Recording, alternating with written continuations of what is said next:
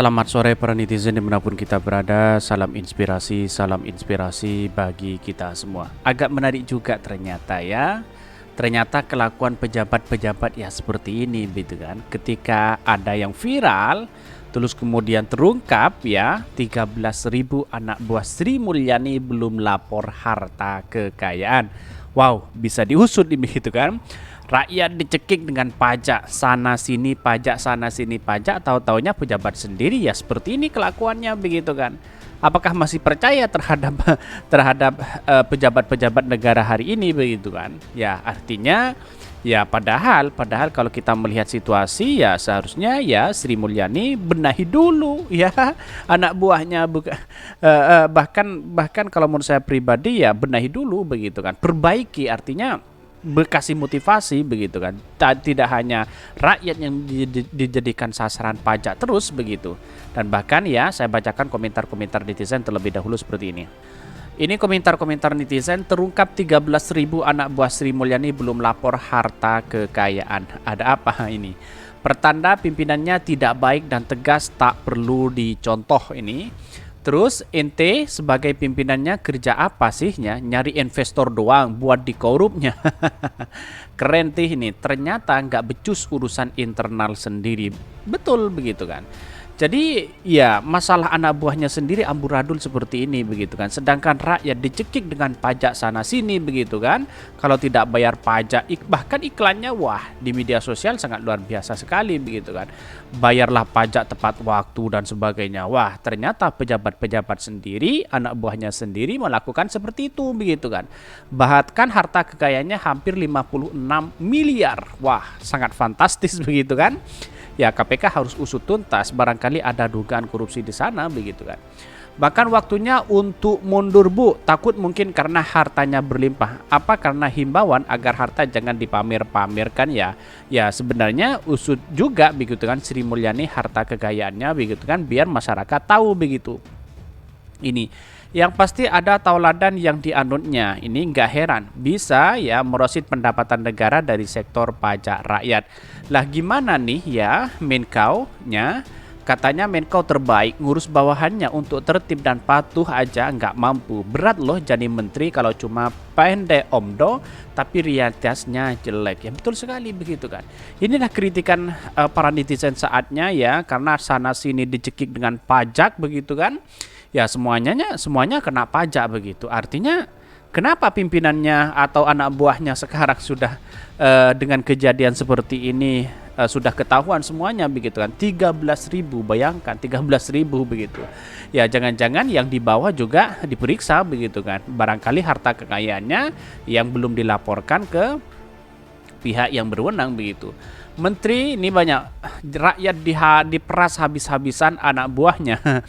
Mambolo ini kan belum 31 Maret kita lihat di 4 April di bulan April ya. Jadi banyak sekali kritikan mereka begitu. Yaitu 13.000 anak buah Sri Mulyani belum lapor harta kekayaan. Jangan-jangan harta kekayaannya melebihi dari Sri Mulyani itu sendiri begitu kan. Ya menurut saya pribadi itulah pada hakikatnya orang diobrak-abrik disuruh bayar pajak sedangkan dirinya mobilnya sendiri sudah tidak bayar pajak, apalagi harta kekayaannya mencapai 56 miliar. Seorang ASN begitu kan dengan gaji 30 juta dan 40 juta. Di mana letak logikanya begitu kan? Rakyat menjadi sengsara ya gara-gara seperti ini begitu kan. Kalau dengan kalkulasi ya perkiraan gaji 40 juta satu bulan itu ketika dikalkulasi 56 miliar yaitu harus mencapai kalau nggak salah 20 tahun begitu. Lebih begitu kan. Jadi artinya apa? Artinya dugaan-dugaan seperti ini harus kita periksa begitu. Dan bahkan saya bacakan terlebih dahulu beritanya seperti ini. Ini beritanya terungkap 13.000 anak buah Sri Mulyani belum lapor harta kekayaannya. Dikutip dari Demokrasi, Direktorat Jenderal Pajak ya DJP Kementerian Keuangan menjadi sorotan atas kasus dugaan penganiayaan yang dilakukan oleh Mario Dendi Satrio 20 tahun ya terhadap David ya 17 tahun di Pasanggarahan Jakarta Selatan pada tanggal 20 Februari lalu. Bahkan ya dia mengatakan begini.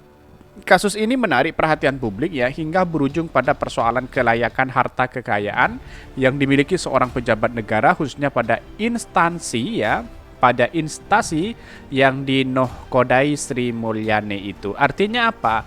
Ya, kalau bapaknya yang menjadi pejabat, kenapa anak-anaknya pamer mewah sana sini begitu kan? Karena berujung penganiayaan ini ya tidak lain karena hanya seorang mantan begitu kan. Ya, itulah anak muda begitu kan. Bapaknya yang bekerja, anaknya yang melakukan kemewahan, hal seperti itu begitu kan. Itulah ciri khas budaya bangsa kita. Saya tidak ingin membela siapa-siapa, tapi kami memberikan stimulasi bahwa kenapa ya harta kekayaan kok melonjak seperti itu begitu. Ada apa begitu? Jangan-jangan pengusaha atau apa begitu. Itu yang harus kita telusuri begitu. Kini terungkap sebanyak 13.885 pejabat dan pegawai di Kementerian Keuangan Kemenkeu belum melaporkan harta kekayaan penyelenggaraan negara atas LHKPN pada Komisi Pemberantasan Korupsi KPK. Seharusnya ya usut semuanya begitu kan, tidak hanya dipecat ya si Rafael itu begitu. Jadi semuanya harus ya, kalau sampai saya ini belum melaporkan ya pecat saja begitu kan. Begitu logika kita begitu. Sri Mulyani menurut saya pribadi masih masih kurang tegas menurut saya. Ya seharusnya kalau ada laporan seperti itu ya kita lanjutkan begitu, tindak lanjuti begitu kan. Hal ini berdasarkan laporan dari laman LHKPN KPK Go.id ya. Rincian terdapat 191 pejabat dan pegawai Kementerian Keuangan yang wajib lapor LHKPN ke KPK. Namun baru 56,87% atau 18,36 orang ya, ibu orang ya sudah lapor harta kekayaannya. Sedangkan sisanya 43,30% atau 13,885 orang lainnya belum lapor. Sementara itu, staf khusus Menteri Keuangan Menko Justinus Prasetyo mengungkapkan bahwa sebetulnya masih ada batas waktu pelaporan LHKPN hingga 31 Maret 2023. Bahkan atas hal ini pihaknya menghimbau agar seluruh pegawai di lingkungan Kementerian Keuangan segera melaporkan harta kekayaan lebih awal sebelum tanggal waktunya. Bahkan Kemenko mengimbau bahwa pegawai untuk melaporkan lebih awal sebelum 28 Februari 2023. Inspektorat Jenderal bekerja sama dengan Biro SDM dan UKI Unit Kebatuan Internal melakukan edukasi dan sosialisasi dalam rangka meningkatkan keputusan pelapor harta kekayaan. Kalau menurut saya pribadi, saya misalnya jadi Menteri Keuangan, kalau ada yang belum melaporkan ya pecat saja begitu kan. Karena terdiri dari ASN juga begitu kan, suruh siapa lalai terhadap kinerjanya begitu. Bahkan ya hartanya mencapai 56 miliar, dari mana begitu kan. Ya seorang ASN terus kemudian bekerja, oke lah kalau gaji misalnya 30 juta, 40 juta itu kan sudah lumayan makan uang rakyat.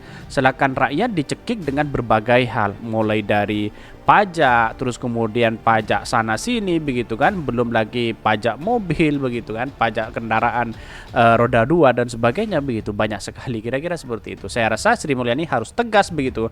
Bagaimana untuk maju bangsa kita kalau hal seperti ini dilakukan pejabat-pejabatnya, ya harus diperiksa semuanya. Kira-kira seperti itu.